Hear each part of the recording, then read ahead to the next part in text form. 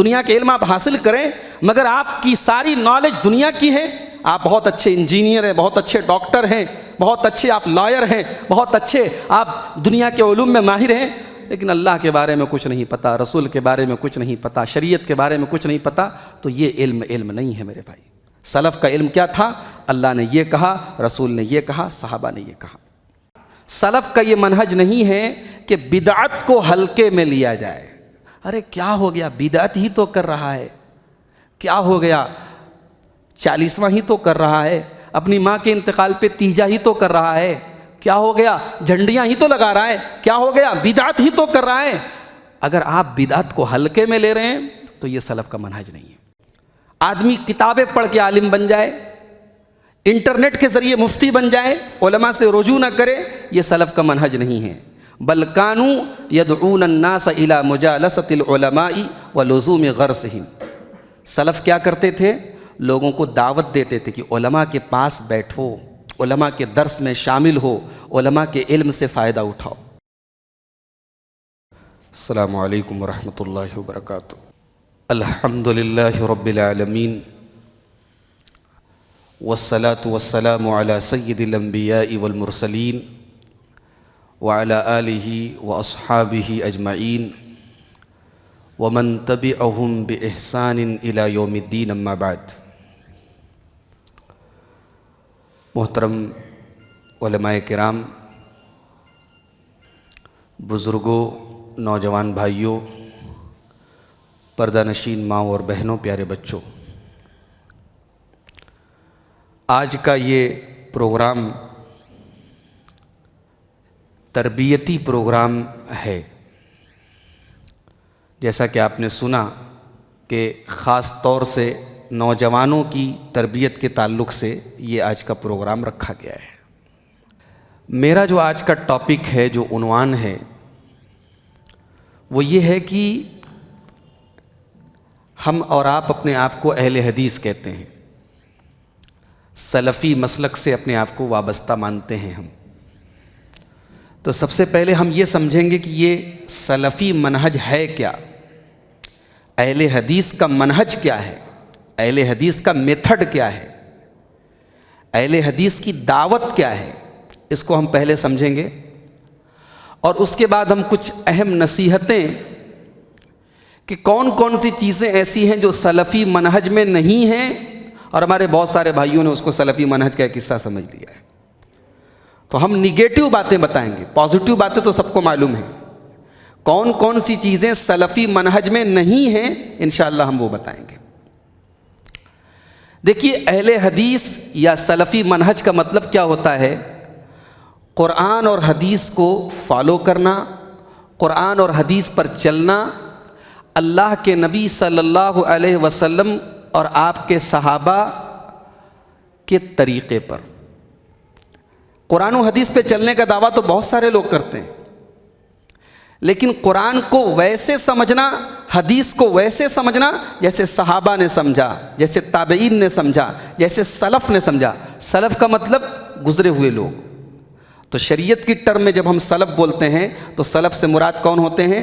اللہ کے نبی صلی اللہ علیہ وسلم, اللہ کے نبی کے صحابہ, اور صحابہ کے بعد تابعین. یہ جو 3 جنریشن ہیں, صحابہ, تابعین اور تبع تابعین, یہ 3 جنریشن کے لوگوں کو سلف کہا جاتا. اس میں اللہ کے نبی صلی اللہ علیہ وسلم بھی شامل ہیں. تو ان کے منہج پر چلنا تو قرآن حدیث پر ہے, لیکن منہج صحابہ کا ہو, انڈرسٹینڈنگ صحابہ کی ہو. بھئی قرآن ہے, آج منکرین حدیث بھی قرآن سے استدلال کر رہے ہیں, شیعہ حضرات بھی قرآن کو دلیل بنا رہے ہیں, انجینئر علی مرزا بھی قرآن کو اور حدیث کو دلیل بنا رہا ہے. تو لیکن قرآن اور حدیث کو دلیل تو بنا رہا ہے, لیکن انڈرسٹینڈنگ وہ نہیں ہے جو صحابہ کی تھی, ایکسپلینیشن وہ نہیں ہے جو صحابہ کی تھی, معنی اور مطلب اور تشریح وہ نہیں ہے جو صحابہ کی تھی. اس کو اور کلیئر طریقے سے اگر آپ سمجھنا چاہیں تو میں ایک آیت پڑھنا چاہوں گا اور ایک حدیث پڑھنا چاہوں گا. آیت جو ہے وہ سورہ نساء کی آیت ہے.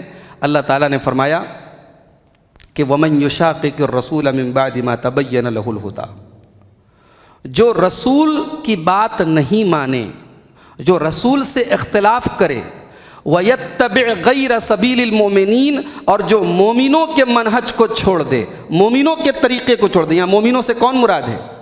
صحابہ مراد ہے، اللہ کے نبی صلی اللہ علیہ وسلم کے صحابہ مراد ہے۔ سب سے پہلے ایمان لانے والے وہی تو ہیں۔ تو اللہ نے صرف یہی نہیں کہا کہ جو رسول سے اختلاف کرے، اللہ نے کہا جو رسول سے اختلاف کرے اور صحابہ کے طریقے کو چھوڑ دے تو اس کا کیا حال ہوگا؟ نُوَلِّهِ مَا تَوَلَّى وَنُصْلِهِ جَهَنَّمَ وَسَاءَتْ مَصِيرًا، ہم اسے جہنم میں پہنچا دیں گے۔ پہلے اللہ نے فرمایا نُوَلِّهِ مَا تَوَلَّى، وہ جدھر مڑے گا ہم ادھر موڑ دیں گے۔ وہ غلط منہج پہ جا رہا ہے، ہم اسی منہج پر، اسی راستے پر اس کو چلا دیں گے۔ وَنُصْلِهِ جَهَنَّمَ، اور اسے جہنم میں پہنچا دیں گے۔ وَسَاءَتْ مَصِيرًا، اور جہنم سے برا کوئی ٹھکانہ نہیں ہے۔ تو صحابہ کا منہج ضروری ہے میرے بھائی۔ اب وہ حدیث آپ اپنے سامنے رکھیے، ترمذی کی کتاب الایمان کی حدیث ہے۔ حضرت عبداللہ ابن عمرو بن عاص رضی اللہ تعالیٰ عنہ حدیث کے راوی ہیں۔ کہتے ہیں کہ اللہ کے نبی صلی اللہ علیہ وسلم نے فرمایا کہ بنی اسرائیل میں 72 فرقے پیدا ہوئے، 72، اور میری امت میں 73 فرقے پیدا ہوں گے، 73۔ میری امت ایک قدم آگے رہے گی بنی اسرائیل سے۔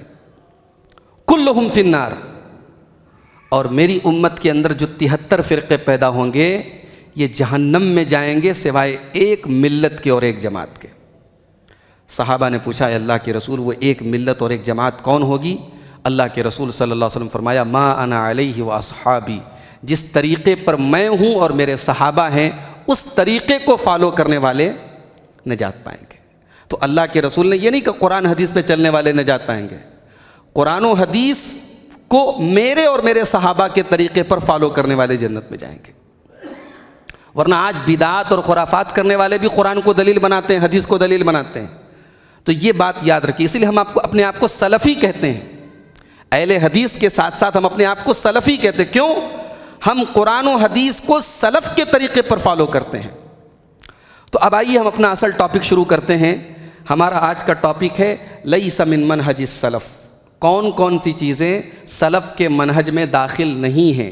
اور آج کا جو ہمارا ٹاپک ہے یہ ایک بہت مشہور سلفی عالم ہیں، شیخ محمد بن عمر بازمول حفظہ اللہ۔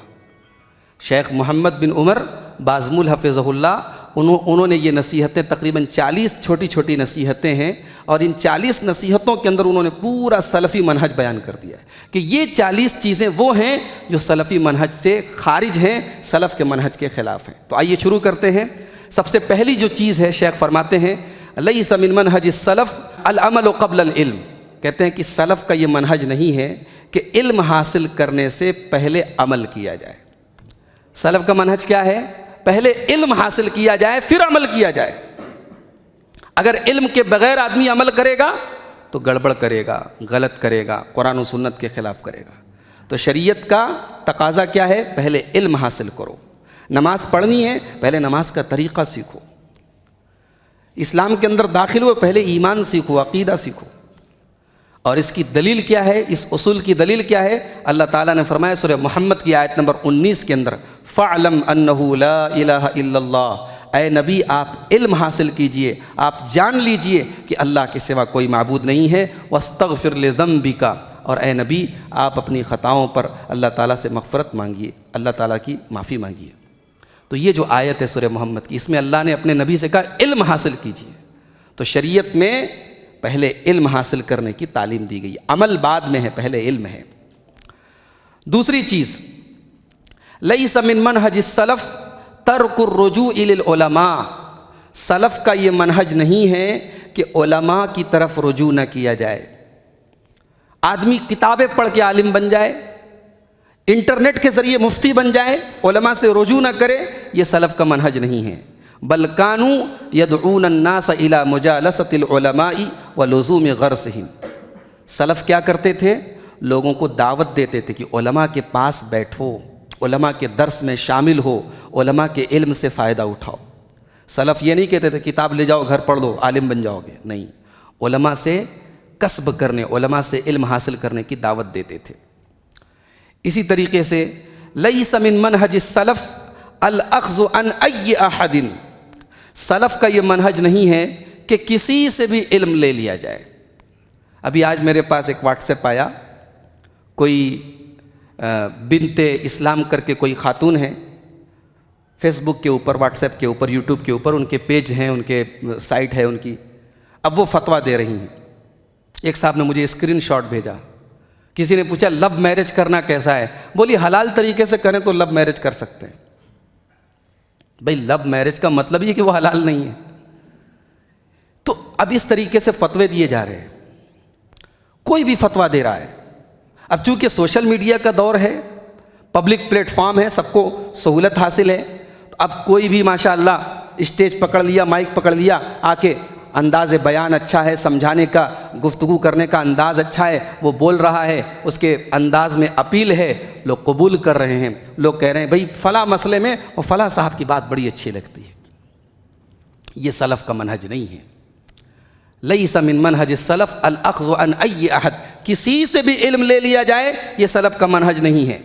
الا بعد النظر فی حالہ مع السنہ، جب تک کہ یہ نہ معلوم ہو جائے کہ اس آدمی کا سنت کے سلسلے میں کیا عقیدہ ہے، منہج کیا ہے اس کا۔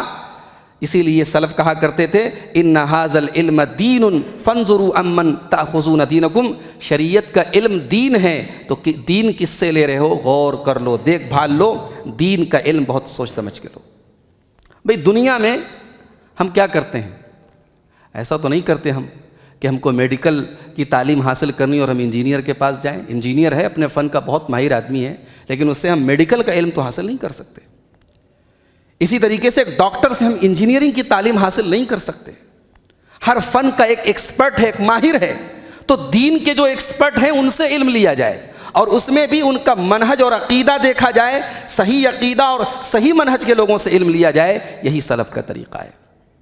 اگر یہ اصول آپ کے ذہن میں بیٹھ گیا میرے بھائی تو بہت سارے فتنوں سے آپ بچ جائیں گے۔ آج ہمارے نوجوانوں کو کوئی کدھر بھی بلا رہا ہے وہ ادھر چلے جا رہے ہیں۔ ہمارے بہت سارے نوجوان آپ دیکھیں، ہمارے پڑوسی ملک میں انجینئر علی مرزا نام کا ایک انسان ہے، یا اسی طریقے سے بہت سارے جھوٹے نبی بھی پیدا ہوتے رہتے ہیں، تو ہمارا نوجوان جو ہے ان کی باتیں سنتا ہے، دیکھتا ہے یار یہ تو دلیل بڑی اچھی دے رہا ہے، قرآن کی آیت پڑھ رہا ہے، حدیث پڑھ رہا ہے، فوراً ان سے امپریس ہو جاتا ہے، پھر اس کے فتنے میں پڑ جاتا ہے۔ نہیں میرے بھائی، آپ کے پاس اتنا فضول ٹائم نہیں ہے کہ آپ کسی کی بات بھی سنیں۔ کچھ لوگ کہتے ہیں نا ہم فلاں صاحب کو سنیں گے، جو اچھی بات ہوگی وہ لے لیں گے، جو خراب بات ہوگی وہ نہیں لیں گے۔ تیرے پاس اتنی عقل ہے کیا؟ ہے کیا تیرے پاس اتنی عقل کہ تو پرکھے گا کون سی بات صحیح ہے کون سی بات غلط ہے؟ ارے اللہ کے بندے اپنی انرجی ویسٹ مت کر، پتہ لگا کہ تو جس کی باتیں سن رہا ہے اس نے 10 باتوں میں سے 9 باتیں تو صحیح کہیں، لیکن ایک بات اس نے ایسی غلط کہی کہ تیرے ایمان کو خراب کر دیا، تیرے عقیدے کو خراب کر دیا، اور تجھے پتہ ہی نہیں چلا۔ تو یہ اصول مت میرے بھائیو، یہ آپ کے لیے نہیں ہے۔ کوئی عالم ہے، کوئی بہت مضبوط علم والا ہے، وہ اگر کسی بدعتی کی، کسی غلط منہج کے والے کی، کسی غلط عقیدے والے کی کوئی کتاب پڑھ لیں کہ ہاں بھائی اس کے اندر دیکھیں گے کون سی بات صحیح ہے کون سی بات غلط۔ عام آدمی کے اندر اتنا ٹیلنٹ نہیں ہے، اتنی صلاحیت نہیں ہے، اتنی نالج نہیں ہے کہ آپ ہر کسی کی بات کو سنیں گے اور فیصلہ کریں گے کون سی بات صحیح ہے کون سی بات غلط ہے۔ اصول بنا لو، صحیح لوگوں کو ہی سنیں گے، صحیح عقیدہ اور صحیح منہج پر چلنے والوں سے ہی علم حاصل کریں گے۔ علم بھائی، ہم دنیا میں ٹیچر کس کو بناتے ہیں؟ ہر کسی کو تو ٹیچر نہیں بناتے نا، ہم جس کو بھروسہ کرتے ہیں کہ ہاں بھئی یہ ہم کو اچھا سکھائے گا، صحیح سکھائے گا، اس کو ٹیچر بناتے ہیں۔ تو دین کے معاملے میں ہر آدمی کو ٹیچر مت بناؤ۔ اسی طریقے سے لیس من منہج السلف ترک العمل بالعلم، سلف کا یہ منہج بھی نہیں ہے کہ علم خوب حاصل کیا جائے اور عمل نہ کیا جائے۔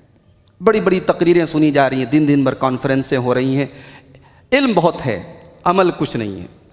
پتہ لگا مسجد میں بیٹھ کے تقریر سنی، باہر جا کے سگریٹ پھونک رہا ہے، مسجد میں بیٹھ کر کے تقریر سنی، گھر جا کے بلو فلمیں دیکھ رہا ہے۔ لیس من منہج السلف ترک العمل بالعلم، علم کے اوپر عمل نہ کیا جائے، یہ سلف کا منہج نہیں ہے۔ فقد ورد، سلف سے یہ بات ثابت ہے، یہتف العلم بالعمل، کہ علم جو ہوتا ہے وہ عمل کو آواز دیتا ہے۔ فإن اجابہ، اگر علم نے عمل کو آواز دی اور عمل کر لیا آدمی نے تو ٹھیک ہے، وَإِلَّا ارتحلا، ورنہ علم چلا جاتا ہے۔ اگر چاہتے ہو کہ علم باقی رہے تو علم کے اوپر عمل کرو۔ سلف کا منہج یہی تھا کہ وہ علم کے اوپر عمل کرتے تھے۔ اسی طریقے سے لیس من منہج السلف اہمال الکلام فی توحید اللہ، سلف کا یہ منہج نہیں ہے کہ اللہ تعالیٰ کی توحید کے بارے میں بات نہ کی جائے۔ کچھ لوگ ہوتے ہیں کہتے ہیں ارے بھائی توحید پر بات مت کرو، آؤ پہلے نماز کی طرف بلاؤ، پہلے اچھی اچھی باتیں بتاؤ۔ ارے بھائی کون سی اچھی باتیں؟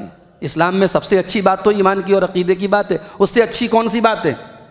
بیس تو عقیدہ ہے نا، بیس تو توحید ہے۔ اگر آدمی کی توحید ہی گڑبڑ ہے، اس کی نماز اس کے کام نہیں آتی میرے بھائی۔ تو سلف کا یہ منہج نہیں ہے کہ توحید پر بات نہ کی جائے۔ کچھ لوگ کہتے ہیں نہیں توحید پر بات مت کرو، لوگ ناراض ہو جاتے ہیں۔ ارے بھائی لوگ ناراض ہوں یا راضی ہوں، اللہ کو راضی کرنا زیادہ اہم ہے۔ اگر نبیوں نے یہی سوچ لیا ہوتا کہ ہماری قوم کے لوگ ہمارے توحید کی دعوت دینے سے ناراض ہوتے تو شاید نبیوں نے اپنی دعوت نہ پھیلائی ہوتی۔ سارے نبیوں نے توحید سے اپنی دعوت کا آغاز کیا۔ تو کہتے ہیں کہ توحید کو دلوں میں بٹھایا جائے، فَإِنَّهُ الْأَسَاسُ الَّذِي يَقُومُ عَلَيْهِ بِنَاءُ الْإِسْلَامِ، اسلام کی عمارت کی بنیاد یہی توحید ہے۔ عمارت آپ بناتے ہیں، بلڈنگ بناتے ہیں، پہلے بنیاد بناتے ہیں، ایسا نہیں پہلے اوپر کی چھت بنا دیا، دیوار کھڑی کر دی، بنیاد نیچے ہے ہی نہیں۔ بنیاد ہونا ضروری ہے، فاؤنڈیشن ہونا ضروری ہے۔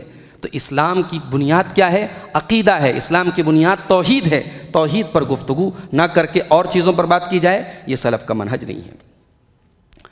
نمبر 7، لیس من منہج السلف الغلو فی الرسول، سلف کا یہ منہج نہیں ہے کہ اللہ کے رسول صلی اللہ علیہ وسلم کے بارے میں غلو کیا جائے، اللہ کے رسول کے مقام کو حد سے بڑھایا جائے، ومساواتہ باللہ تعالی، اور اللہ کے رسول کو اللہ کے برابر کر دیا جائے۔ آج ہو رہا ہے نا، آج ہو رہا ہے، اللہ کے رسول کے بارے میں ایسا عقیدہ رکھا جاتا ہے، ایسی باتیں کہی جاتی ہیں کہ لینا ہے جو لے لیں گے ہم دربار محمد سے۔ بھئی اللہ کے رسول صلی اللہ علیہ وسلم اللہ کے بندے ہیں، اللہ کے رسول ہیں، ان کا جو بھی مقام ہے، سارے مقام کے باوجود آپ اللہ کے بندے ہیں، اور اللہ رب ہے۔ رب کو اور بندے کو میچ نہیں کیا جا سکتا، کمپیئر نہیں کیا جا سکتا۔ تو اگر کوئی اللہ کے رسول کو اللہ کے مقام تک پہنچا رہا ہے یا اللہ کے ساتھ کمپیئر کر رہا ہے تو بہت بڑا جرم کر رہا ہے، یہ سلف کا منہج نہیں ہے۔ نمبر 8، لیس من منہج السلف الابتداء والاختراع، سلف کا منہج یہ نہیں ہے کہ نئی نئی بدعتیں نکالی جائیں، نئے نئے کام دین کے اندر نکالے جائیں۔ وشعارہم، سلف کا شعار یہ تھا، سلف کا سمبل یہ تھا، سلف کا نعرہ یہ تھا، اتبعوا ولا تبتدعوا، اتباع کرو بدعت مت کرو، فقد کفیتم، اللہ نے تم کو جو دین دے دیا ہے وہ دین تمہارے لیے کافی ہے۔ وعلیکم بالامر العتیق، اسی پرانے دین پر تم قائم رہو، اسی پرانے دین پر چلتے رہو۔ ہمارا دین مکمل ہے میرے بھائی، الیوم اکملت لکم دینکم، میں نے تمہارے لیے تمہارے دین کو مکمل کر دیا۔ مکمل کس کو کہتے ہیں؟ ایک گلاس پانی ہے، اب پانی کا پورا گلاس فل ہے، اب اس میں ایک قطرہ کے ڈالنے کی گنجائش نہیں ہے، اس گلاس کو مکمل گلاس بولیں گے۔ تو اسلام ایک مکمل دین ہے، اگر اس میں ایک قطرہ بھی ہم نے باہر سے ڈالنے کی کوشش کی تو وہ گلاس اس کو ایکسیپٹ نہیں کرے گا، گلاس اس کو باہر پھینک دے گا۔ تو جو قطرہ باہر پھینک دیا جاتا ہے دیٹ از کالڈ بدعہ، اسی کو بدعت کہا جاتا ہے۔ تو سلف بدعت کے کاموں میں مبتلا نہیں ہوتے تھے، بدعت کے خلاف رہتے تھے۔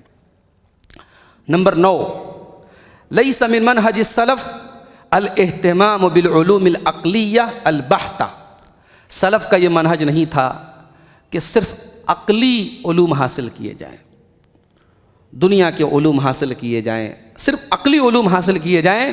انما علمہم قال اللہ قال رسول اللہ قال الصحابۃ، سلف کا علم کیا تھا؟ اللہ نے یہ کہا، رسول نے یہ کہا، صحابہ نے یہ کہا۔ دین کے علم، دنیا کے علم آپ حاصل کریں، مگر آپ کی ساری نالج دنیا کی ہے، آپ بہت اچھے انجینئر ہیں، بہت اچھے ڈاکٹر ہیں، بہت اچھے آپ لائر ہیں، بہت اچھے آپ دنیا کے علوم میں ماہر ہیں، لیکن اللہ کے بارے میں کچھ نہیں پتہ، رسول کے بارے میں کچھ نہیں پتہ، شریعت کے بارے میں کچھ نہیں پتہ، تو یہ علم نہیں ہے میرے بھائی۔ سلف کا علم کیا تھا؟ اللہ نے یہ کہا، رسول نے یہ کہا، صحابہ نے یہ کہا۔ نمبر 10، لیس من منہج السلف الاقتصار علی الکتاب والسنہ، سلف کا یہ منہج نہیں تھا کہ صرف قرآن اور حدیث کے اوپر اقتصار کر لیا جائے، صرف قرآن اور حدیث کی بات کی جائے۔ فإن هذا كل الطوائف والأحزاب يدعونه، اس لیے کہ سارے فرقے قرآن حدیث کی بات کرتے ہیں، کوئی جماعت ایسی نہیں ملے گی جو کہے کہ ہم قرآن حدیث کے خلاف ہیں، قرآن حدیث کی بات سب کرتے ہیں۔ بل السلفیۃ ہی التمسک بالکتاب والسنہ، سلفیت منہج اہل حدیث یہ نام ہے، قرآن اور حدیث کو مضبوطی سے پکڑنا وفہمہما علی ضوء فہم السلف الصالح، اور قرآن اور حدیث کو سلف کے فہم کے مطابق، سلف کی انڈرسٹینڈنگ کے مطابق سمجھنا۔ آپ کو ایک مثال دیتا ہوں میں، قرآن میں اللہ نے ایک لفظ استعمال کیا شیعہ کا لفظ، شیعہ، وَإِنَّ مِن شِيعَتِهِ لَإِبْرَاهِيمَ، اللہ نے فرمایا کہ نوح علیہ السلام کی جماعت میں سے، شیعہ کے معنی کیا ہوتے ہیں؟ جماعت، تو نوح علیہ السلام چونکہ رسول تھے تو اللہ نے فرمایا کہ نوح علیہ السلام کی جماعت میں سے ابراہیم بھی تھے، ابراہیم بھی اللہ کے نبی تھے۔ اب یہ جو قرآن کی آیت ہے وَإِنَّ مِن شِيعَتِهِ لَإِبْرَاهِيمَ، اس آیت کو دلیل بنا کر کے شیعہ حضرات کہتے ہیں کہ دیکھو ابراہیم علیہ السلام بھی شیعہ تھے۔ دلیل کس کو بنا رہا ہے؟ قرآن کو بنا رہا ہے، لیکن ظاہر ہے کہ یہ استدلال غلط ہے۔ یہ قرآن کی اس آیت کی جو مطلب وہ لے رہا ہے وہ صحابہ نے نہیں لیا، وہ سلف نے نہیں لیا۔ اسی طریقے سے ربیع الاول کا مہینہ آتا ہے، ہمارے بہت سارے بھائی میلاد مناتے ہیں، جلوس نکالتے ہیں، عید میلاد النبی مناتے ہیں، ان کے علماء تقریر کرتے ہیں اور تقریر میں کہتے ہیں اللہ نے قرآن میں فرمایا وَأَمَّا بِنِعْمَةِ رَبِّكَ فَحَدِّثْ، اپنے رب کی نعمت کو بیان کرو۔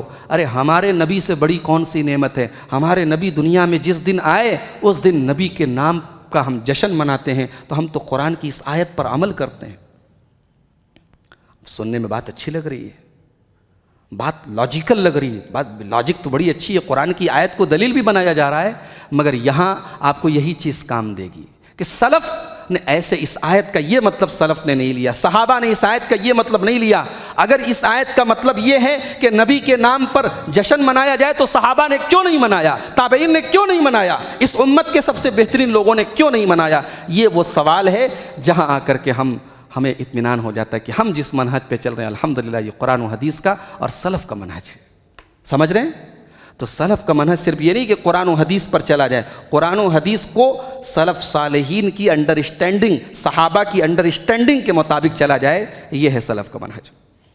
اس کے بعد کہتے ہیں 10 چیزیں ہو گئیں۔ نمبر 11، لیس من منہج السلف رد الحدیث اذا لم تبلغه العقول، سلف کا یہ منہج نہیں ہے کہ حدیث اگر ہماری عقل میں نہ آئے تو ہم ریجیکٹ کر دیں۔ بہت سارے لوگوں کا یہ اصول ہوتا ہے، بھئی یہ حدیث عقل میں نہیں آ رہی ہے، اس کو ریجیکٹ کر دو۔ اب حدیث میں آتا ہے کہ سورج جب ڈوبتا ہے تو اللہ تبارک و تعالیٰ کے عرش کے آگے سجدہ کرتا ہے۔ سائنس کہتی ہے کہ سورج ڈوبتا ہی نہیں ہے، یہاں سورج ڈوبا تو کہیں اور سورج نکل رہا ہے، تو سورج ہمیں نظر نہیں آ رہا ہے، ڈوبا تھوڑی ہے۔ اب یہاں سائنس اور اللہ کے رسول کی یہ صحیح حدیث ٹکرا رہی ہے، اب ہم کیا کریں گے؟ عقل پر عمل کریں گے، سائنس پر عمل کریں گے؟ نہیں بھائی، ہم سائنس پر ایمان نہیں لائے ہیں، ہم عقل کے اوپر ایمان نہیں لائے۔ ہم نے کلمہ کیا پڑھا ہے؟ لا الہ الا اللہ محمد الرسول اللہ، اور کلمے کا تقاضا یہ ہے کہ ہمارے رب نے ہمیں جو بتایا، ہمارے رسول نے جو بتایا، ہم نے سن لیا اور مان لیا۔ تو سلف کا یہ منہج نہیں ہے کہ حدیث کو عقل کی بنیاد پہ، لاجک کی بنیاد پہ ریجیکٹ کر دیا جائے اور حدیث پر اعتراض کیا جائے، بلکہ سلف کا منہج ہے اتباع کی جائے اور سرنڈر کر دیا جائے۔ آمنا بہ کل من عند ربنا، سلف کا منہج کیا ہے؟ یہ ہمارے رب کی بات ہے، ہم ایمان لائے، ہمارے رسول کی بات ہے، ہم ایمان لائے، یہ سب باتیں ہمارے رب کی طرف سے۔ نمبر 12، نوجوان بھائی غور سے سنیں، لیس من منہج السلف الدخول فی الکلام والجدال والمناظرات، سلف کا یہ منہج نہیں ہے کہ فضول بحث کی جائے، لوگوں سے مناظرے کیے جائیں، لوگوں سے بیٹھ کر کے ان کے ساتھ ٹائم ویسٹ کیا جائے ڈیبیٹ کرنے میں۔ آپ اصلاح کا کام کریں، آپ دین کی دعوت پہنچائیں، سامنے والے کے سامنے کلیئر دلیلیں پیش کریں۔ اگر اس نے مان لیا اچھی بات، نہیں مانا تو بھائی آپ کوئی داروغہ نہیں ہے کہ سامنے والے کو ڈنڈا لے کے اس کو منوانا ہی منوانا ہے۔ اب کچھ لوگ ہوتے ہیں کہ اگر دلیل سے مانا تو مانا، نہیں مانا تو گالی پہ اتر جاتے ہیں، ٹیلی فون پہ مناظرے کرتے ہیں دوسرے مسلک کے لوگوں سے۔ یہ سلف کا منہج نہیں ہے میرے بھائی، لیس من منہج السلف، یہ سلف کا منہج نہیں ہے بلا وجہ مناظرے کیے جائیں، بحث کی جائے، لوگوں سے جھگڑے کیے جائیں، بل یستفرغون وسعهم فی التفقہ فی الکتاب والسنہ، سلف اپنی پوری انرجی لگاتے تھے قرآن اور حدیث کا گہرائی سے علم حاصل کرنے میں۔ قرآن کو سیکھو، حدیث کو سیکھو، دین کا علم حاصل کرو، یہ اس پر اپنی انرجی لگاؤ میرے بھائی، فضول ڈیبیٹس میں، فضول مناظروں میں اور بلا وجہ ایک دوسرے سے بحث کر کے جھگڑا کرنے میں اپنے ٹائم ویسٹ مت کرو۔ والدعوۃ الیہما، قرآن و حدیث کا گہرا علم حاصل کرو اور لوگوں کو قرآن و حدیث کی دعوت دو۔ نمبر 13 لیس من منہج السلف الدخول فی جدال مع اہل الباطل، سلف کا یہ منہج نہیں ہے کہ اہل باطل کے ساتھ بیٹھ کر کے بحث کی جائے۔ فإن المسلم لا يعرض دینہ للأہواء، اس لیے کہ مسلمان اپنے دین کو خواہشات کے اوپر پیش نہیں کرتا ہے۔ کیا مطلب یہ ہوا آپ نے تھوڑی بہت تقریر سن لی، کچھ علماء کے بیانات سن لیے، اب آپ کو لگا کہ ہم تو پکے ایک دم سلفی ہو گئے، اہل حدیث ہو گئے، اب کون ہے کس کی مجال آ کر کے مجھ سے بحث کر سکے۔ اب جناب آپ انٹرنیٹ پر بیٹھے، ایک آدمی کو دیکھا وہ حدیث کا انکار کر رہا ہے، اب آپ اس سے چیٹنگ کرنے لگے، چل بول بھائی تو کیوں حدیث کا انکار کر رہا ہے، چل میں تیرے سارے سوالوں کا جواب دیتا ہوں۔ اب آپ بحث کرنے لگے اور آپ کے پاس چونکہ اس کے دلائل اور اس کی جو شبہات ہیں، اس کے جو ڈاؤٹس ہیں، ان کا جواب تو آپ کے پاس ہے نہیں، تھوڑا سا آپ کے پاس علم ہے جو آپ نے علماء سے لیا ہے اور آپ نے سمجھا کہ آپ کے پاس سب کچھ ہے، آپ اس سے بحث کرنے لگے، ڈیبیٹ کرنے لگے، پتہ لگا کہ اس کو سدھارنے کے بجائے آپ بگڑ گئے۔ وہ بیچارہ اس کا ڈاؤٹ تو دور ہوتا نہ ہوتا، اس نے آپ کے دماغ میں کچھ ڈاؤٹ ڈال دیے، اب آپ اس کے منہج پہ چلنے لگے، اس کے طریقے پہ چلنے لگے۔ تو یہ سلف کا منہج نہیں ہے میرے بھائی۔ ٹھیک ہے اہل باطل کا جواب دینا اور ان کے ڈاؤٹس کو کلیئر کرنا یہ بھی ایک کام ہے، لیکن یہ کام سب کا نہیں ہے۔ جو اس میدان کے لوگ ہیں، جو علماء ہیں، جن کے پاس دلائل بھی ہیں اور ان کے ڈاؤٹس کا جواب بھی ہے، وہ جواب دیں گے۔ بھائی ضروری نہیں کہ آپ سب کا جواب دیں، آپ اہل حدیث ہیں، آپ سلفی ہیں، اس کا مطلب یہ نہیں کہ آپ سوشل میڈیا پہ اور لوگوں سے جہاں ملے لوگوں سے بحث کریں اور مناظرے کریں اور جواب دیں۔ ہر بات جواب دینے کے لائق نہیں ہوتی، یہ بات یاد رکھیں۔ ضروری نہیں کہ ہر بات کا جواب دیا جائے۔ نمبر 14 لیس من منہج السلف الاستدلال بکل آیت او حدیث، سلف کا یہ طریقہ بھی نہیں تھا کہ ہر آیت اور ہر حدیث کو دلیل بنایا جائے۔ قرآن پورا کا پورا دلیل ہے، حدیث پوری کی پوری دلیل ہے، مگر کسی مسئلے میں کسی بھی آیت کو آپ دلیل بنا لیں، چاہے وہ آیت حقیقت میں اس کے لیے دلیل ہے نہیں ہے، یہ سلف کا منہج نہیں ہے۔ جیسے ابھی میں نے بتایا نا، عید میلاد النبی کے لیے دلیل کیا بنا رہے ہیں؟ وَأَمَّا بِنِعْمَةِ رَبِّكَ فَحَدِّثْ، اپنے رب کی نعمت کو بیان کرو۔ اب آیت تو بالکل صحیح ہے، آیت اللہ قرآن کی آیت ہے، مگر آیت سے جو دلیل پکڑی جا رہی ہے وہ غلط ہے۔ تو سلف کا یہ منہج نہیں تھا کہ ہر آیت یا ہر حدیث سے استدلال کریں، حتیٰ تکون الآیت محکمۃ والحدیث سنۃ متبعۃ، جب تک کہ آیت بالکل کلیئر اور واضح نہ ہو کہ ہاں اس آیت سے یہ بات ثابت ہو رہی ہے اور حدیث سے بالکل واضح ثابت ہو رہا ہو کہ اس حدیث سے یہ طریقہ معلوم ہو رہا ہے۔ نمبر 15 لیس من منہج السلف الکلام بالمجملات وترک التفصیل والبیان، سلف کا یہ منہج بھی نہیں ہے کہ شریعت میں کوئی چیز اگر مجمل ہے، مجمل مطلب شارٹ میں ہے، مختصر میں ہے، اور دوسری جگہ اس کی ڈیٹیل بیان کی گئی، تو ہم شارٹ والی بات لے لیں اور ڈیٹیل والی بات نہ لیں، یہ سلف کا منہج نہیں۔ اب قرآن میں اللہ نے کہا لا تقربوا الصلاۃ وانتم سکارى، تم نماز کے قریب مت جاؤ جب تم نشے کی حالت میں ہو۔ اب یہ آیت کوئی پکڑ لے اس کو اور بولے دیکھو شراب پینا جو ہے یہ غلط کام نہیں ہے، شراب پی کے نماز نہیں پڑھنا چاہیے، تو قرآن میں لکھا ہوا ہے۔ اب یہ آیت تو ہے قرآن میں، مگر شراب کو اللہ نے جو حرام کیا تو 3 اسٹیپ میں حرام کیا۔ پہلے اسٹیپ میں اللہ نے کہا کہ شراب نقصان دہ چیز ہے، دوسرے اسٹیپ میں کہا گیا کہ شراب پی کر کے تم نماز مت پڑھو، پھر تیسرے اسٹیپ میں سورہ مائدہ کی آیت نازل ہوئی کہ شراب بالکل حرام ہے۔ تو اب یہ پوری ڈیٹیل جس کو معلوم نہیں ہوگی وہ کیا کرے گا، اس آیت کو لے لے گا، بولے گا بھائی دیکھو شراب پینا غلط نہیں لیکن شراب پی کے نماز پڑھنا غلط ہے۔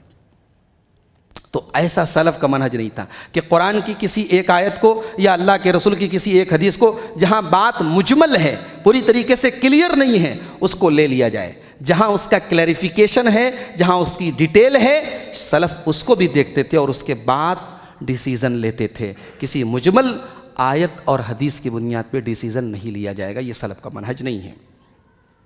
نمبر 16 لیس من منہج السلف الاہتمام بالاحادیث المرفوعہ دون الآثار الموقوفہ. سلف کا یہ منہج بھی نہیں ہے کہ اللہ کے رسول صلی اللہ علیہ وسلم کی حدیثیں آئیں تو لے لیں، صحابہ کی بات آئے تو بولے نہیں ہم صحابہ کو نہیں مانتے. کسی مسئلے کو سمجھنے کے لیے اللہ کے رسول صلی اللہ علیہ وسلم کی حدیثوں کو بھی ہم سامنے رکھیں گے اور صحابہ کے اقوال کو بھی سامنے رکھیں گے. ہاں جہاں اللہ کے رسول صلی اللہ علیہ وسلم کی واضح حدیث موجود ہو اور اس کے خلاف کسی صحابی کا کوئی قول یا عمل موجود ہو، وہاں ہم اللہ کے رسول کی حدیث کو ترجیح دیں گے. لیکن اوور آل شریعت کو سمجھنے کے لیے اگر ہم یہ کہتے ہیں کہ ہم صرف اللہ کے رسول کی بات کو مانیں گے، صحابہ کے اقوال کو ہم نہیں دیکھیں گے، تو یہ سلف کا منہج نہیں ہے. وہ اللہ کے رسول صلی اللہ علیہ وسلم کی حدیثوں کو بھی دیکھتے تھے اور اسی طریقے سے صحابہ کے آثار کو بھی دیکھتے تھے. نمبر 17، لیس من منہج السلف الطعن فی الصحابہ. سلف کا یہ منہج نہیں ہے کہ صحابہ پر لعن طعن کیا جائے، صحابہ کو برا بھلا کہا جائے، تمام صحابہ کو او احد منہم، یا کسی ایک صحابی کو. بنارس میں جہاں میں رہتا ہوں ایک نوجوان تھا، بہت اچھا نوجوان تھا، علماء کے بیانات سنتا تھا، اسٹڈی کرتا تھا، پڑھتا تھا، لکھتا تھا، سب کچھ اچھا تھا. پچھلے 2-3 مہینوں سے وہ انجینئر علی مرزا کے بیان سننے لگا. میرے پاس واٹس ایپ پر اس کا وائس میسج موجود ہے. اس نے کہا کہ آپ لوگ اہل حدیث ہو کر کے معاویہ کی جو کمیاں اور برائیاں ہیں وہ بیان کیوں نہیں کرتے؟ یہودیوں کا کام آپ کیوں کرتے ہیں؟ یہودی دین کو چھپاتے تھے، آپ لوگ بھی چھپاتے ہیں. آپ لوگ بنو امیہ کی برائی کیوں نہیں بیان کرتے؟ غور کیجیے آپ. بھئی بنو امیہ، بنو ہاشم، فلاں فلاں، یہ سب ایک طرف رکھ دو. حضرت معاویہ صحابی تھے کہ نہیں تھے؟ صحابی تھے. ایک صحابی کا تو نام کتنے بے احترامی سے لے رہا ہے. معاویہ نے ایسا کیا، معاویہ نے ایسا کیا. تو یہ جو مائنڈ سیٹ ہے یہ کس نے بنایا؟ علی مرزا نے بنایا. اور اس کا نعرہ کیا ہے کہ نہ میں بابی نہ میں وہابی، میں ہوں علمی میں ہوں کتابی. یہ علی مرزا کا نعرہ ہے. اس کے فالوورز اس نعرے کو پڑھتے ہیں سوشل میڈیا پہ، کہتے ہیں بھئی ہم بابی نہیں، ہم وہابی نہیں ہیں، ہم دلیل سے بات کرتے ہیں، ہم لوگ علمی لوگ ہیں، کتابی لوگ ہیں. ارے کاہے کی دلیل ہے تیرے پاس؟ کاہے کا علم ہے تیرے پاس؟ وہ علم اور وہ کتاب جو ہمیں نبی کے صحابہ سے بدزن کر دے اور جو نبی کے صحابہ کو گالیاں دے، وہ علم نہیں ہے، وہ کتاب نہیں ہے. ہم لعنت بھیجتے ہیں ایسے علم کے اوپر جو علم ہمیں نبی کے صحابہ سے بدزن کر دے. تو یہ اصول یاد رکھو میرے بھائی. ہم سارے صحابہ کا احترام کرتے ہیں. اللہ کے رسول پر پہلے دن جو صحابی ایمان لائے اور آخری دن جو صحابی ایمان لائے، A to Z ہم سارے صحابہ کا احترام کرتے. کسی صحابی کے بارے میں ہم اپنی زبان کو غلط استعمال نہیں کرتے. یہی سلف کا منہج ہے. اور اس سے ہٹ کے جو بات کرے، چاہے اس کی بات کتنی مضبوط نظر آئے، وہ جتنی دلیل دے دے، وہ حدیثوں کے نمبر بیان کر دے، وہ آیتوں کے نمبر بیان کر دے، اس کا علم ہم اس کے منہ پر مار دیتے ہیں. اس کو ہم علم نہیں سمجھتے. وہ علم ہو ہی نہیں سکتا ہے جو ہمیں صحابہ سے بدزن کر دے میرے بھائی. تو یہ سلف کا منہج نہیں ہے کہ صحابہ پر لعن طعن کیا جائے. نمبر 18، لیس من منہج السلف اعطاء العصمت لأحد غیر الرسول صلی اللہ علیہ وسلم. اللہ کے رسول کے علاوہ کسی اور کو معصوم سمجھنا یہ سلف کا منہج نہیں ہے. اگر کوئی معصوم تھا اللہ کے پیارے رسول صلی اللہ علیہ وسلم، صحابہ بھی معصوم نہیں تھے، ہم معصوم نہیں مانتے. معصوم نہیں ہونے کا یہ مطلب نہیں کہ ہم صحابہ کو کچھ بھی بولتے. بھئی ان سے غلطی ہو سکتی ہے، خطا ہو سکتی ہے، مگر ہماری شریعت تو کہتی ہے کہ ایک عام مسلمان بھی دنیا سے چلا جائے تو ہم اس کا عیب بیان نہ کریں، اس کی خامی بیان نہ کریں. تم حدیثوں سے کھوج کے صحابہ کی کمیاں نکالو. ارے پہلے تو اپنے گریبان میں جھانک، تیرے اندر کتنی کمیاں ہیں؟ تو صحابہ کی کمیاں نکل رہا ہے. تو ہم صحابہ کو معصوم نہیں مانتے، ہم رسول کے علاوہ کسی کو معصوم نہیں مانتے. یہ سلف کا منہج تھا. نمبر 19، لیس من منہج السلف الکلام فی التفضیل دون دلیل. سلف کا یہ منہج بھی نہیں تھا کہ بغیر دلیل کے کسی کو افضل قرار دیا جائے. جہاں دلیل ہے وہاں الگ بات ہے. اب اللہ کے رسول کی حدیثیں موجود ہے کہ صحابہ میں سب سے افضل کون ہے؟ ابو بکر رضی اللہ تعالیٰ عنہ، پھر عمر رضی اللہ تعالیٰ عنہ، پھر عثمان رضی اللہ تعالیٰ عنہ، پھر علی رضی اللہ تعالیٰ عنہ. ہمارے یہاں قوالی بجتی ہے، دما دم مست قلندر علی دا پہلا نمبر. سنی ہوگی آپ لوگوں نے، قوالی کے شوقین اگر ہوں گے آپ لوگ تو. علی دا پہلا نمبر. ابھی علی دا پہلا نمبر نہیں، علی دا چوتھا نمبر ہے، سمجھ رہے ہیں نا؟ تو یہ جو فضیلت ہم دے رہے ہیں کسی کو، کسی صحابی کو کسی پر فضیلت دے رہے بغیر دلیل کے، یہ غلط ہے، یہ سلف کا منہج نہیں۔ یہ عام لوگوں میں بھی ہم بلا دلیل کے کسی کو کسی پر فضیلت دیں، سلف کا یہ طریقہ نہیں تھا۔ سلف کا طریقہ کیا تھا؟ وَأَنَّ الْفَضْلَ بِيَدِ اللَّهِ يُؤْتِيهِ مَن يَشَاءُ، اللہ تعالیٰ اپنے فضل و کرم سے جس کو چاہتا ہے فضیلت دیتا ہے۔ وَاللَّهُ ذُو الْفَضْلِ الْعَظِيمِ، سب سے بڑا فضل والا اللہ تعالیٰ ہے۔ نمبر 20، لَيْسَ مِن مَنْهَجِ السَّلَفِ التقلید والتعصب بدون دلیل، سلف کا منہج یہ بھی نہیں تھا کہ کسی ایک کی تقلید کی جائے، چاہے وہ امام ابو حنیفہ ہوں، چاہے امام مالک ہوں، امام شافعی ہوں، امام احمد ابن حنبل ہوں، بعد میں آنے والے ائمہ ہوں، کسی ایک کی تقلید کی جائے کہ بھئی ہم ساری باتیں انہی کی مانیں گے، یہ سلف کا منہج نہیں تھا۔ بغیر دلیل کے کسی کی تقلید کرنا اور تعصب کرنا یہ سلف کا منہج نہیں تھا۔ نمبر 21، لیس من منہج السلف الالتزام باتباع قول احد الا رسول اللہ صلی اللہ علیہ وسلم، سلف کا یہ منہج بھی نہیں تھا کہ اللہ کے رسول صلی اللہ علیہ وسلم کے علاوہ کسی اور کی بات کو لازم کر لیا جائے کہ اس کی ہر بات ہم مانیں گے۔ کسی اور کے بارے میں یہ کہ ہم بھئی اپنے پیر صاحب کی ہر بات مانیں گے، اپنے امام صاحب کی ہر بات مانیں گے، اپنے مولوی صاحب کی ہر بات مانیں گے، یہ سلف کا منہج نہیں تھا۔ کیوں؟ کیونکہ اللہ تعالیٰ نے یہ اتھارٹی صرف اپنے رسول کو دی ہے، وَمَا آتَاكُمُ الرَّسُولُ فَخُذُوهُ وَمَا نَهَاكُمْ عَنْهُ فَانْتَهُوا، میرا رسول جو دے دے لے لو، اور میرا رسول جس سے منع کرے اس سے رک جاؤ۔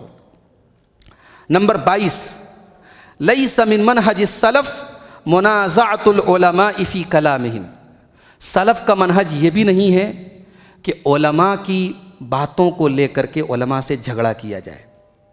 بہت سارے ہمارے بھائی ہیں، ہم لوگ کہیں جاتے ہیں درس وغیرہ میں، اب کسی ایک مسئلے کو لے کر کے وہ علماء سے بحث کرتے ہیں، یہ مناسب نہیں ہے۔ بہت سارے مسائل ایسے ہیں خود علماء میں آپ کو 2 اوپینین ملیں گے، 2 خیال ملیں گے، تو آپ یہ دیکھ لیں کہ کس کی بات دلیل کے اعتبار سے مضبوط ہے، آپ اس کو لے لیں، لیکن اس کی بنیاد پہ علماء سے جھگڑا کریں، جیسے وہ چاند کا مسئلہ ہے کہ پوری دنیا میں ایک چاند ہونا چاہیے۔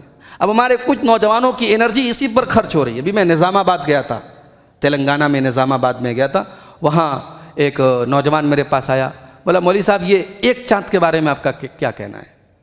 مجھے بہت غصہ آیا۔ میں نے کہا کہ تمہارے جیسے نوجوانوں کی ساری زندگی اسی میں کھپ جائے گی، گزر جائے گی کہ یہ ایک چاند پوری دنیا میں ہوگا کہ نہیں ہوگا۔ میں نے کہا کب تک اس مسئلے میں پڑے رہو گے بھائی؟ سب کو معلوم ہے کہ اس مسئلے میں علماء کے درمیان اختلاف ہے، اور سب کو یہ بھی معلوم ہے کہ پوری دنیا میں عمل اسی پر ہے کہ ہر علاقے کا الگ الگ چاند ہے، الگ الگ رویت کے اعتبار سے ہر علاقے کے لوگ اپنے اعتبار سے عید منائیں گے، روزہ رکھیں گے، اسی پر عمل ہے۔ جو علماء یہ کہتے بھی ہیں کہ پوری دنیا میں ایک چاند مانا جائے، وہ بھی پریکٹیکلی اگر دیکھا جائے تو عمل اس پر نہیں ہے ان کا۔ میں نے کہا یہ بالکل واضح مسئلہ ہے، تم لوگ پوری زندگی اور انرجی اسی پر کھپا رہے ہو، اور اس کی بنیاد پر کوئی کہہ رہا ہے فلاں مولوی صاحب کا یہ فتویٰ ہے تو ان کو برا بھلا کہو، فلاں مولوی صاحب کا یہ فتویٰ ہے تو ان کو برا بھلا کہو، یہ سلف کا منہج نہیں ہے۔ فالطالب یعلم انہ طالب، ایک اسٹوڈنٹ کو، ایک طالب علم کو اپنی لمٹس معلوم ہونی چاہیے، اس کو پتہ ہونا چاہیے کہ وہ طالب علم ہیں۔ وَأَنَّ بَحْثَ هَذِهِ الْمَسَائِلِ مَتْرُوكٌ لِلْعُلَمَاءِ، بڑے بڑے مسائل میں آپ کو الجھنے کی ضرورت نہیں ہے، وہ علماء کا کام ہے میرے بھائی۔ ضروری نہیں کہ آپ ہر مسئلے میں بالکل اپنی انرجی کھپائیں، آپ اسٹوڈنٹ ہیں، آپ طالب علم ہیں، آپ دین کا علم حاصل کیجئے، اور جن مسائل میں علماء کے درمیان ڈسپیوٹس ہیں، اختلاف ہیں، آپ ان کو علماء کے لیے چھوڑ دیجئے، وہ آپ کا میدان نہیں ہے۔ فما بالکم بالنوازل والمسائل الکبار، چھوٹے چھوٹے مسئلوں کی بات چھوڑ دو، بڑے بڑے مسئلوں میں ایک عام آدمی اپنا اوپینین، اپنی رائے، اپنا موقف، اپنا اسٹینڈ رکھتا ہے، میری یہ رائے ہے، میرا یہ اسٹینڈ ہے۔ ارے تیری اوقات کیا ہے؟ تیری اوقات کیا ہے؟ تیرے پاس دین کا کوئی علم نہیں، قرآن کا کوئی علم نہیں، حدیث کا کوئی علم نہیں، اور تو کہہ رہے میرا اوپینین یہ ہے، میری رائے یہ۔ تیری رائے، تیرے موقف، تیرے اوپینین اور تیرے اسٹینڈ کی کیا ویلیو ہے میرے بھائی؟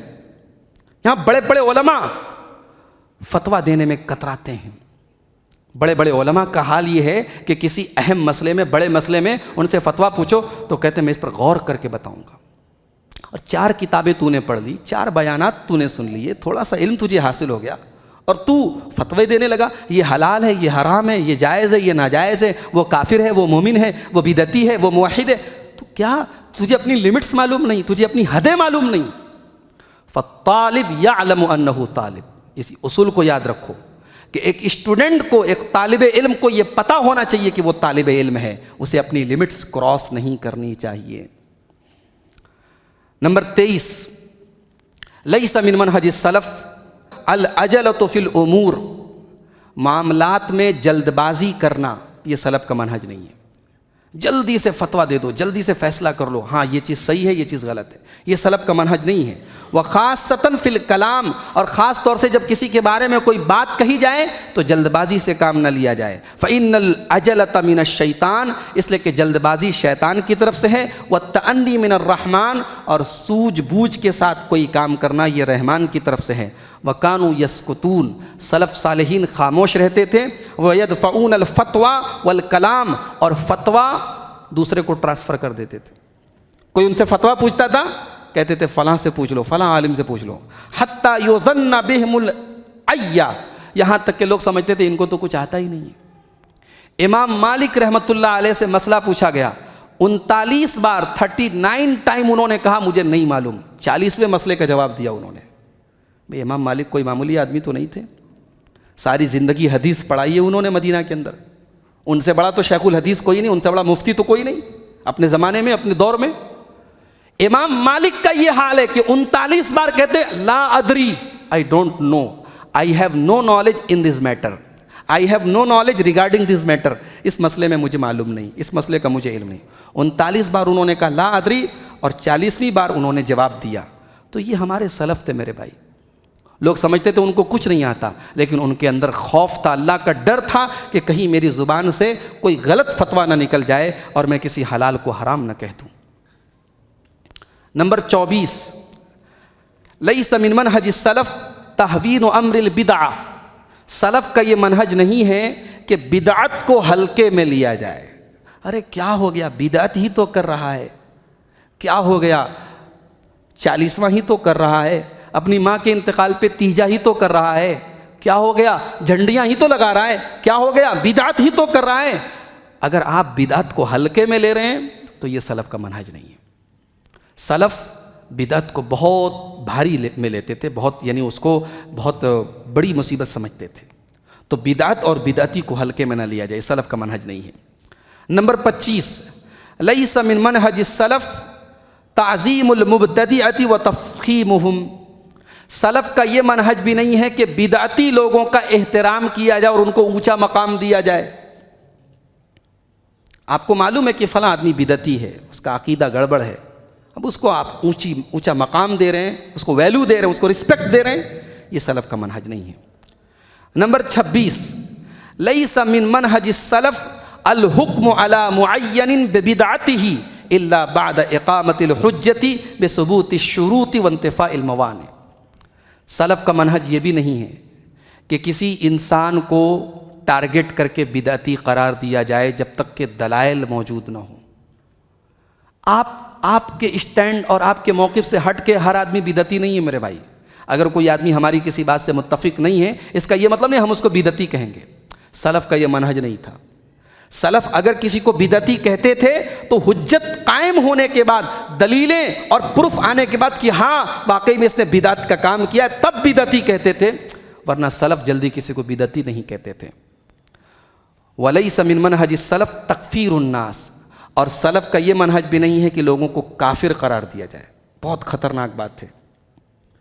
اس مسئلے میں اگر آدمی تھوڑا سا ڈس بیلنس ہوا تو خارجی بن جاتا ہے، خارجی بن جاتا ہے، وہ کسی کو بھی کافر کہنے لگتا ہے.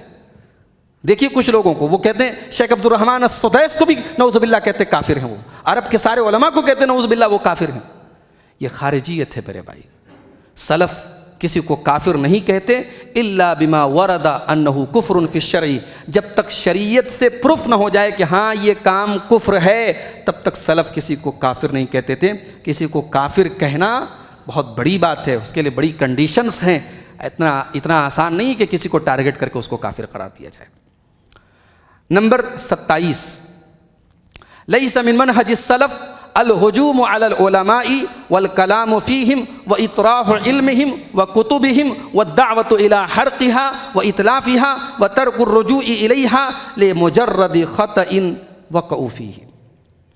سلف کا منہج یہ بھی نہیں تھا کہ علماء سے اگر کوئی کسی مسئلے میں غلطی ہو جائے، خطا ہو جائے، کوئی علمی غلطی ہو جائے، تو ایک غلطی کی بنیاد پر یا دو چار غلطیوں کی بنیاد پر یہ کہا جائے دیکھو بھائی یہ عالم جو ہے اس کی کتابوں کو جلا دو، اس سے علم مت لو، اس کی کتابوں سے فائدہ مت اٹھاؤ۔ اس سے اگر کسی مسئلے میں علمی غلطی ہو گئی ایک دو مسائل میں تو اس کے اوپر حملہ کیا جائے، اس کو برا بھلا کہا جائے، اس کی کتابوں کو جلا دیا جائے، یہ سلف کا منہج نہیں۔ ہاں کوئی اگر غلط منہج کا آدمی الگ بات ہے، صحیح منہج کا آدمی ہے، عقیدہ توحید پر ہے، عالم ہے، کسی مسئلے میں اس سے غلطی ہو گئی، جیسے آپ دیکھیں حافظ ابن حجر رحمۃ اللہ علیہ، امام نووی رحمۃ اللہ علیہ، بڑے بڑے علماء ہیں، بڑے بڑے محدثین ہیں، اور سارے مسائل میں ان سے غلطی بھی ہوئی ہے۔ اللہ تعالیٰ کی صفات کے معاملے میں حافظ ابن حجر رحمۃ اللہ علیہ نے جو موقف اختیار کیا ہے وہ تعویل کا ہے۔ امام نووی رحمۃ اللہ علیہ نے تعویل کا موقف اختیار کیا ہے، یعنی اللہ تعالیٰ کے لیے اگر ہاتھ کا لفظ آیا ہے قرآن اور حدیث میں تو وہ کہتے ہیں کہ ہاتھ کا ترجمہ ہم ہاتھ سے نہیں کریں گے، اللہ تعالیٰ کا ہاتھ یعنی اللہ تعالیٰ کی قدرت۔ اب ظاہر ہے کہ یہ منہج غلط ہے، یہ موقف غلط ہے، یہ سلف کا موقف نہیں تھا۔ سلف کا موقف یہ ہے اللہ تعالیٰ کی جو صفات بھی قرآن و حدیث میں آئی ہیں ان کا عربی زبان میں جو صحیح معنی ہے ہم اسی معنی میں اس صفت کو لیتے ہیں۔ اگر اللہ تعالیٰ کا ہاتھ آیا ہے ہم ہاتھ کو ہاتھ کے معنی میں لیتے ہیں۔ ہاں کوئی پوچھے اللہ تعالیٰ کا ہاتھ کیسا ہے تو ہم کہتے ہیں ہمیں نہیں معلوم، اس کی کیفیت ہمیں نہیں پتہ، لیکن اللہ تعالیٰ کا ہاتھ قرآن اور حدیث میں ہاتھ کا لفظ آیا ہے تو ہم ہاتھ کا ترجمہ ہاتھ سے ہی کریں گے، ہم قدرت سے نہیں کریں گے۔ اللہ تعالیٰ کے لیے ہم ہاتھ کو مانتے ہیں، سمجھ رہے ہیں؟ تو اب صفات کے معاملے میں حافظ ابن حجر سے خطا ہو گئی، امام نووی سے خطا ہو گئی، تو کیا مطلب ہم فتح الباری نہیں پڑھیں گے؟ ہم امام نووی کی شرح مسلم نہیں پڑھیں گے؟ ہم ان علماء کی کتابوں کو نہیں پڑھیں گے؟ بے شک پڑھیں گے، ہم ان کی کتابوں سے فائدہ اٹھائیں گے، اور جس مسئلے میں ان سے خطا ہوئی ہے اس مسئلے میں ہم ان کے موقف کو نہیں اپنائیں گے۔ یہ سلف کا منہج ہے۔ نمبر 28، لیس من منہج السلف معاملۃ اخطاء اہل السنہ کمعاملۃ اہل البدع۔ سلف کا منہج یہ نہیں ہے کہ اہل سنت کی غلطیوں پر ویسا ہی معاملہ کیا جائے جیسے اہل بدعت کی غلطیوں پر کیا جاتا ہے۔ اہل سنت میں سے کوئی شخص ہے، اس سے کوئی خطا ہو گئی، کوئی علمی غلطی ہو گئی، اب اس کے ساتھ ہم وہ معاملہ کریں جو اہل بدعت کے ساتھ کرتے ہیں۔ اہل بدعت کے بارے میں تو یہ کہ ان کی کتابوں کو مت پڑھو، لیکن اہل سنت میں سے اگر کوئی ہے اور اس سے کوئی خطا ہو گئی تو اس کے ساتھ وہ معاملہ نہیں کیا جائے گا۔ فَيُنظَرُ فِي مَنْهَجِ الرَّجُلِ، آدمی کا منہج کیا ہے یہ دیکھا جائے گا۔ وَيُعَامَلُ الْخَطَأَ الَّذِي وَقَعَ مِنْهُ عَلَى أَسَاسِ ذَلِكَ، اور جو اس سے خطا اور غلطی ہوئی ہے اس کی بنیاد پر معاملہ کیا جائے گا۔ نمبر 29، 5 منٹ کا وقت ہمارے پاس بچا ہے اور مختصر باتیں بیان کر کے ہم بات ختم کریں گے۔ 29ویں چیز یہ ہے، سلف کا منہج یہ نہیں ہے الوقوع فی الفرقۃ والاختلاف والتباغض یعنی اختلاف کی بنیاد پر ایک دوسرے سے نفرت کرنا، یہ سلف کا منہج نہیں ہے۔ کسی سے اگر ہمیں اختلاف ہے اب اس کی بنیاد پر ہم نفرت کریں، بغض کریں، فرقہ بندی کریں، اپنے آپ کو الگ کر لیں، یہ سلف کا منہج نہیں ہے۔ سلف کا شعار کیا تھا؟ سلف کا نعرہ کیا تھا؟ لا تباغضوا ولا تدابروا وکونوا عباد اللہ اخوانا، اللہ کے بندو بھائی بھائی بن کر کے رہو، ایک دوسرے سے نفرت مت کرو، ایک دوسرے سے پیٹ پھیر کے مت بھاگو۔ ہمارے یہاں کیا ہوتا ہے، مسجد میں ہم نماز پڑھنے کے لیے آتے ہیں، ہمارا کسی سے اختلاف ہو گیا، ہم بولتے ہیں آج کے بعد ہم مرکز میں نماز پڑھنے نہیں جائیں گے، ہم فلاں مسجد میں نماز پڑھنے نہیں جائیں گے، ہم فلاں سے بات نہیں کریں گے۔ یہ سلف کا منہج نہیں تھا۔ اختلاف ہے اس کو آپس میں بیٹھ کر کے حل کرنا چاہیے، پیٹ پھیر لینا، تعلق توڑ لینا، آنا جانا چھوڑ دینا، ملنا جلنا چھوڑ دینا، یہ سلف کا منہج نہیں ہے میرے پیارے بھائی۔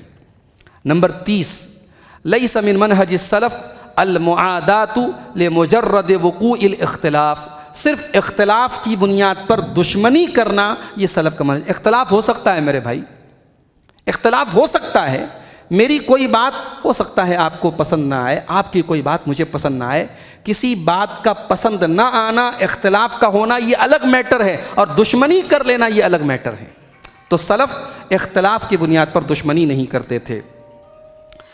نمبر 31، لیس من منہج السلف حصر الدین فی مسئلہ، سلف کا یہ منہج نہیں ہے کہ پورے دین کو کسی ایک مسئلے میں قید کر دیا جائے۔ کوئی ایک مسئلہ ہے، مثال کے طور پہ ہمارے بہت سارے بھائی ہیں، رکوع سے اٹھنے کے بعد ہاتھ باندھ لیتے ہیں۔ بڑا مشہور مسئلہ ہے، علامہ ابن باز رحمۃ اللہ علیہ، علامہ ابن عثیمین رحمۃ اللہ علیہ، ان لوگوں کا موقف یہی ہے کہ رکوع سے اٹھنے کے بعد ہاتھ باندھ لیا جائے۔ دلیل کے اعتبار سے مضبوط بات اکثر علماء نے جو بتائی ہے وہ یہی ہے کہ رکوع کے بعد ہاتھ کو چھوڑ دیا جائے۔ اب کچھ لوگ اس ایک مسئلے میں سمجھتے پورا دین اسی ایک مسئلے میں ہے، اس ایک مسئلے کی بنیاد پر اگر کوئی ان کی بات مان رہا ہے تو وہ صحیح ہے، اور جو بات نہیں مان رہا کہتے یہ گمراہ ہے، یہ تو سنت کے مطابق نماز نہیں پڑھتا ہے۔ تو سلف کا یہ طریقہ نہیں تھا کہ دین کو کسی ایک مسئلے میں قید کر دیا جائے۔ اگر ان کی بات کی آپ تائید کریں گے تو سلفی ہیں، اہل حدیث ہیں، اگر آپ ان کی بات کی تائید نہیں کریں گے تو آپ اہل حدیثیت سے، سلفیت سے خارج ہیں۔ یہ سلف کا طریقہ نہیں تھا۔ 32 نمبر کی نصیحت یہ ہے، لیس من منہج السلف انکار المنکر اذا ترتب علی ذلک حصول فساد اکبر من المنکر۔ سلف کا یہ طریقہ نہیں تھا کہ اگر ہم کسی کو کسی برائی سے روک رہے ہیں اور جس برائی سے ہم روک رہے ہیں اس سے بڑی کوئی برائی ہمارے روکنے کی وجہ سے پیدا ہو سکتی ہے تو اس وقت ہم برائی سے نہیں روکیں گے۔ شریعت کا ایک اصول ہے، برائی کو دیکھو تو برائی سے روکو۔ مثال کے طور پہ ہم نے دیکھا کہ ہمارا پڑوسی جو ہے وہ گلے میں تعویذ پہن رہا ہے، ٹھیک ہے، کوئی ہمارا پڑوسی ہے وہ گلے میں تعویذ لٹکائے۔ اب ظاہر ہے کہ تعویذ لٹکانا غلط ہے، حرام ہے۔ اب ہم نے کیا کیا، کینچی اٹھائی، گئے، ارے تو شرک کر رہا ہے بول کے اس کی کینچی، اسے تعویذ جا کے کاٹ دیا۔ اب اس نے جو مارنا شروع کیا آپ کو، سارے چہرے ویرے آپ کے پورے سوج گئے۔ گھر آئے، بیوی نے الگ ڈانٹا، بچوں نے الگ جو ہے آپ کو پھٹکارا کہ کیا ضرورت تھی آپ کو تعویذ کاٹنے کی۔ ارے بھائی تعویذ اس کو پہلے سمجھاتے، اس کو تعویذ کے بارے میں بتاتے اور یہ حالات پیدا کرتے، وہ خود اپنی تعویذ کو اپنے کینچی سے کاٹ لیتا۔ تو منکر کو، برائی کو روکنا ہے، لیکن منکر کو روکنے کے بھی کچھ آداب ہوتے ہیں۔ اگر برائی کو روکنے سے اس سے بڑی برائی پیدا ہو رہی ہے تو سلف کا منہج کیا تھا، وہ اس برائی سے نہیں روکتے تھے۔ ٹھیک ہے، 32 چیزیں ہو گئیں۔ نمبر 33 لیس من منہج السلف تحییج الناس علی الحکام۔ سلف کا منہج یہ نہیں تھا لوگوں کو حکمرانوں کے خلاف بھڑکایا جائے۔ مسلم حکومتوں کے اندر خاص طور سے بات ہو رہی ہے، جہاں مسلمانوں کی حکومت ہو، اپنی حکومت ہو، اب کوئی حکمراں ہے، کوئی بادشاہ ہے، اب اس کے خلاف لوگوں کو بھڑکایا جائے، وتحریضہم علی الخروج، اور لوگوں کو بغاوت پر ابھارا جائے، اول مظاہرات، یا حکومت کے خلاف مظاہرے کیے جائیں، اول ثورات، یا انقلاب کی اور تختہ پلٹ کی کوشش کی جائے، اول انتقاد العلنی لہم، یا حکومت کے خلاف کھل کر کے تنقید کی جائے اور حکومت کے وزیروں کے خلاف اور حکومت کے کام کرنے والوں کے خلاف کھل کر کے تنقید کی جائے۔ یہ جو مسئلہ ہے یہ اسلامی ملکوں کا ہے۔ ہم اور آپ ہندوستان میں رہتے ہیں، جمہوری ملک میں رہتے ہیں، ہمارے یہاں کی سچویشن الگ ہے۔ ہمارے ملک میں اگر حکومت کی کسی غلط پالیسی کے خلاف اگر یعنی پردرشن ہو رہا ہے، احتجاج ہو رہا ہے، تو اس میں ہم اگر پرسکون مظاہرے ہو رہے ہیں، اس میں کوئی تشدد والا کوئی کام نہیں ہو رہا ہے، تو اس میں ہم شامل ہو سکتے ہیں۔ یہ علماء نے اس بارے میں یہ بات کہی ہے۔ جیسے پچھلے دنوں NRC کو لے کر کے پورے ملک میں ماحول تھا، تو NRC کے خلاف جو بھی تحریک چلائی جا رہی تھی اس میں ہم شامل ہو سکتے تھے، اس شرط کے ساتھ، اس کنڈیشن کے ساتھ کہ پرسکون طریقے سے کیا جائے۔ لیکن جہاں جمہوریت نہیں ہے، ڈیموکریسی نہیں ہے، حکومت ہے، بادشاہت ہے، وہاں بادشاہ کے خلاف اس طریقے سے کھل کر کے مظاہرے کرنے سے اس سے بڑے فساد کا اندیشہ ہے، اس لیے سلف ایسا نہیں کرتے تھے۔ نمبر 34 لیس من منہج السلف ترک النظر الی مآلات الامور۔ سلف کا یہ منہج نہیں تھا کہ کسی کام کے انجام کو نہ دیکھا جائے۔ جب بھی کوئی کام کرو یہ سوچ لو اس کا انجام کیا ہوگا، انجام پر بھی نظر رکھو۔ کوئی کام کرنے کے پہلے سوچ لو کہ میرا یہ کام کہاں تک لے کے جائے گا، اس کے انجام پر بھی غور کرنے کے بعد وہ کام کرو۔ یہی سلف کا منہج تھا۔ نمبر 35 لیس من منہج السلف التحزب والتخالف والاجتماع سرا دون الناس۔ پارٹی بنا لینا، جماعت بنا لینا، لوگوں سے کٹ کر کے الگ، چپکے سے الگ میٹنگ کرنا، یہ سلف کا منہج نہیں تھا۔ بلکہ سلف کہتے تھے اذا رؤی من یجتمع فی المسجد من دون الناس، اگر مسجد میں عام لوگوں سے کٹ کر کے کوئی الگ میٹنگ کر رہا ہے، فاعلم انہ علی ضلالہ، تو سمجھ لو کہ وہ ضلالت اور گمراہی کی بات کر رہا ہے۔ جو کام کیا جائے اجتماعیت کے ساتھ کیا جائے، اپنا الگ گروہ، اپنی الگ جماعت، اپنی الگ پارٹی بنانا یہ سلف کا منہج نہیں ہے۔ نمبر 36، لیس من منہج السلف السکوت عن النصیحہ للہ ولرسولہ ولکتابہ ولأئمۃ المسلمین وعامتہم، اللہ کی، رسول کی، عام مسلمانوں کی، اللہ کی کتاب کی نصیحت کا کوئی موقع نہ چھوڑا جائے۔ اللہ کی نصیحت کا مطلب اللہ کی توحید پر رہا جائے، رسول کی نصیحت کا مطلب رسول کی اتباع کی جائے، اللہ کی کتاب کی نصیحت کا مطلب قرآن کو پڑھا جائے، قرآن کی تلاوت کی جائے، قرآن پر عمل کیا جائے۔ تو یہ جو نصیحت ہے اللہ کی، رسول کی، کتاب کی، عام لوگوں کی نصیحت کو کبھی مت چھوڑیے۔ ایک مسلمان کی زندگی نصیحت والی ہو۔ نصیحت کا مطلب خیر خواہی، بھلائی چاہنا، آپ کے ذریعے کسی کا نقصان نہ ہو، آپ کی ذات سے لوگوں کو فائدہ پہنچے، آپ کے علم سے، آپ کے پیسے سے، آپ کی پرسنالٹی سے، آپ کے اسٹیٹس سے، آپ کی ذات سے کسی کو تکلیف نہ پہنچے، یہ سلف کا منہج تھا۔ نمبر 37، لیس من منہج السلف طلب الشہرہ والارتفاع علی الناس، شہرت طلب کرنا اور لوگوں سے بڑھنے چڑھنے کی کوشش کرنا، لوگوں میں اپنا مقام اونچا کرنے کی کوشش کرنا کہ میں مشہور ہو جاؤں، میرا مقام لوگوں میں اونچا ہو جائے، یہ سلف کا منہج نہیں تھا۔ فإن حب الظہور یقسم الظہور، اس لیے کہ شہرت، جب آدمی کو شہرت کی محبت پیدا ہو جاتی ہے تو اس کی کمر ٹوٹ جاتی ہے۔ وإذا تسود الحدث فاتہ خیر کثیر، اور جب ایک کم عمر کا آدمی جب لوگوں کا سردار بن جاتا ہے، لوگوں کا امیر بن جاتا ہے، لوگوں کا قائد بن جاتا ہے، تو بہت ساری بھلائی سے وہ محروم ہو جاتا ہے۔ مثال کے طور پہ ایک آدمی کو کوئی بڑا عہدہ دے دیا گیا، اب اس کی ذمہ داریاں بڑھ جائیں گی، اب وہ مطالعہ نہیں کر پائے گا، وہ علم حاصل کرنے کے لیے وقت نہیں نکال پائے گا۔ ایک نقصان تو یہ ہوگا اس کا۔ دوسرا نقصان یہ ہوگا کہ بہت سارے علم حاصل کرنے کے مقامات پر وہ نہیں جائے گا، سوچے گا میں اتنا بڑا عہدے پر ہوں، میں لوگوں کا امیر ہوں، میں لوگوں کا قائد ہوں، میں اگر وہاں بیٹھوں گا تو میری شان گھٹ جائے گی۔ تو کم عمر کا آدمی، ہاں ایک عمر آپ نے گزاری، دین کا علم حاصل کرتے رہے، اب آپ تجربے کار ہو گئے، بوڑھے ہو گئے، اب آپ کو لوگوں نے کوئی ذمہ داری دی تو آپ میچیور ہو چکے ہیں۔ لیکن کم عمر کے آدمی کو اگر کوئی ذمہ داری دی گئی اور وہ لوگوں کا سردار بنا دیا گیا تو سلف کیا کہتے ہیں؟ فاتہ خیر کثیر، وہ بہت ساری بھلائیوں سے محروم ہو جائے گا۔ نمبر 38، لیس من منہج السلف الرکون الی الدنیا وترک العمل للآخرہ، سلف کا یہ منہج نہیں ہے کہ آدمی دنیا کی طرف مائل ہو جائے اور آخرت کو چھوڑ دے، ساری زندگی کی انرجی دنیا کے لیے خرچ ہو اور آخرت کے لیے کوئی تیاری نہ کی جائے، یہ سلف کا منہج نہیں تھا۔ نمبر 39، لیس من منہج السلف الاستعلاء علی الخلق، لوگوں کے اوپر حکومت کرنا، لوگوں سے سختی سے بات کرنا، اپنی بات منوانے کے لیے دباؤ ڈالنا، یہ سلف کا منہج نہیں ہے۔ فہم دعاۃ خیر ورفق ورحمت، سلف دین کی دعوت دیتے تھے نرمی کے ساتھ، خیر کے ساتھ اور رحمت کے ساتھ۔ میرے بھائی آپ بھی دین کی دعوت سلف کے طریقے پر دیں، نرمی کے ساتھ دیں، حکمت کے ساتھ دیں، رحمت کے ساتھ دیں، آپ سختی کرنے والے نہ بنیں، آپ لوگوں کے اوپر داروغہ نہ بنیں۔ نمبر 40، لیس من منہج السلف الرد فی الرد علی المخالف السباب والشتائم، السباب والشتائم، اپنے مخالف کے اوپر جب رد کریں، آپ اپنے مخالف کا جب جواب دیں تو گالی گلوچ سے کام نہ لیں، یہ سلف کا منہج نہیں تھا۔ گالی گلوچ کرنا، گھٹیاں باتیں کرنا، سطحی باتیں کرنا، یہ سلف کا منہج نہیں تھا، اس لیے کہ ہمارے رسول صلی اللہ علیہ وسلم گالی نہیں دیتے تھے۔ لم یکن سبابا ولا لعانا، ہمارے نبی کسی پر کو گالی نہیں دیتے تھے، کسی پر لعنت نہیں کرتے تھے۔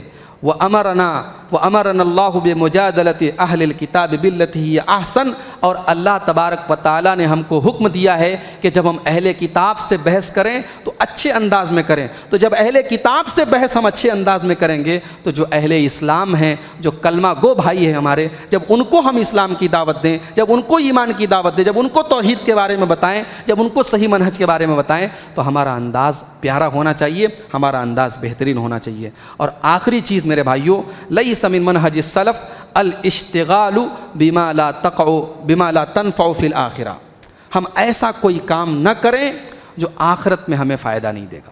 فضول کاموں میں اپنا ٹائم مت ویسٹ کرے۔ آج ہمارے کتنے نوجوان ہیں، ان کی انرجی لوگوں پر نکتہ چینی کرنے میں، لوگوں پر اعتراض کرنے میں، لوگوں کی کمیاں ڈھونڈنے میں گزر رہی ہے۔